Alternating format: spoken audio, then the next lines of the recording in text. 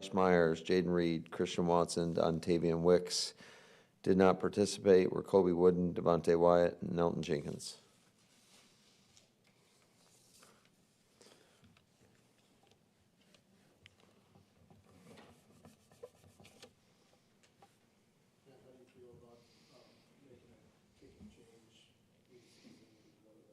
Challenges with doing that?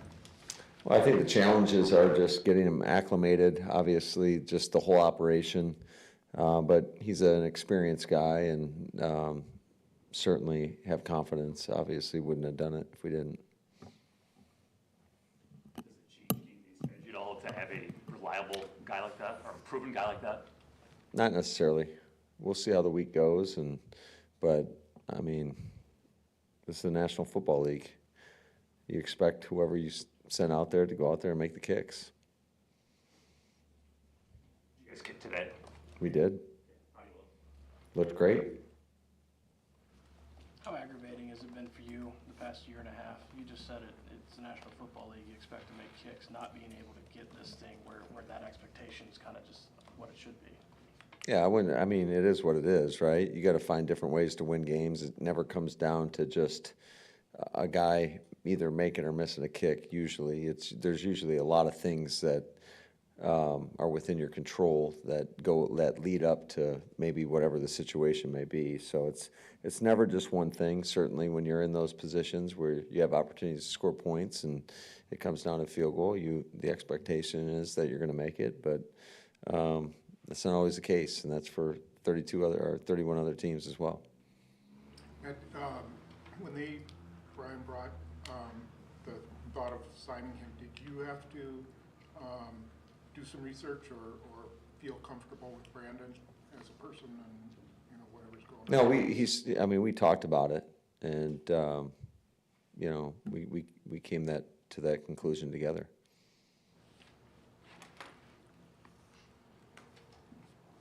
Do you feel like maybe you dodged a bullet there with Dontavian as well? Yeah, absolutely. What was he able to do for you today? He was limited. You almost had me, Bill. Almost. Jordan used his hard count quite a bit. Last week it seemed to get the Cardinals and across the line of scrimmage. And I think he had one in LA too. How much has that become a weapon for him? And have you seen him grow? Oh, absolutely. I think from where he started to where he is now, it's night and day. But that is typical for most young quarterbacks. A lot of these guys nowadays don't even use cadence in college. So I think he's done a nice job. Certainly it takes the discipline of the other 10 men on the field to be able to do those types of things, but that is the one advantage you have as an offense. And certainly playing a team with the ability to get off the football like the Houston Texans, I think it's going to be a critical factor in terms of our ability to just try to get a jump on these guys, because these guys fly off the football. They're as good as anybody in the league.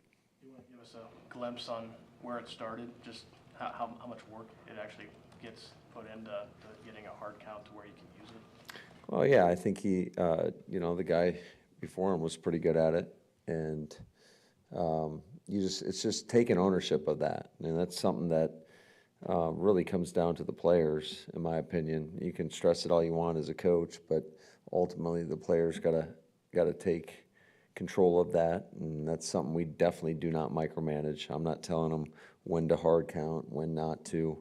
That is all him, and so he owns it. Him and Josh and the rest of the offense, and they do a great job with it.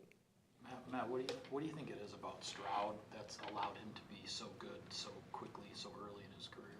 I think he's super talented, and obviously he's got the ability where the moment's not too big for him. He can process very fast, and he's a very good anticipatory thrower, which I think is kind of a lost art. I think he does a great job with that, and he's got some weapons around him too, because it's never all about the quarterback. He's got some good weapons around him. They do a good job in protection. I think Bobby Slowick does a great job with their scheme and being able to attack people and get guys in advantageous positions. So I think it's just a collective it's the collective, but ultimately he's got the toughest job of them all in terms of going out there and playing that position, and he's been playing at a high level. It's been pretty impressive to watch. I know Bobby was on the defensive side, I think, in Washington, but what were sort of your recollections of working with him and just kind of seeing the coach that he's become now? Yeah, it's been cool to see his transformation. Matter of fact, he was more involved with our video when he first, and so it just shows you how much work he's put into it. Certainly his dad, being a D coordinator in this league, and his brother coaching for a long time in this league as well. And but it's a credit to him. He always knew he was a smart guy, and it's not a surprise to me that he's been able to have the success that he's had, and he's learned from some really good people, and but he's taken advantage of the opportunity. High school here? I did not know that. I knew his dad obviously was the D coordinator here and all that, but I knew it obviously at one point that he lived here. But what high school did he go to? Okay. Yeah. How close is Marshawn Lloyd to returning to practice now that he's eligible? Yeah, I think he's getting closer. Next week? We'll see. What's the challenge of going up against, say, D'Amico Ryan's defense? Yeah, they play very fast, very physical, very sound. I think their play style is one of the best, if not the best, in the league, just when you watch them. So it's going to be a great challenge. They do a really, really good job. It's not only obviously him, but Matt Burke, the defensive coordinator. He's a guy that I got to know a little bit through the process of when we were looking for a D coordinator, and then he went with the Jets with Saleh, and so they got a lot of good coaches there. And I think you look at the talent they've assembled. I think they've done a great job getting a lot of really good football players, and they play extremely well together. And you can tell it's a cohesive unit. Everybody's playing as one.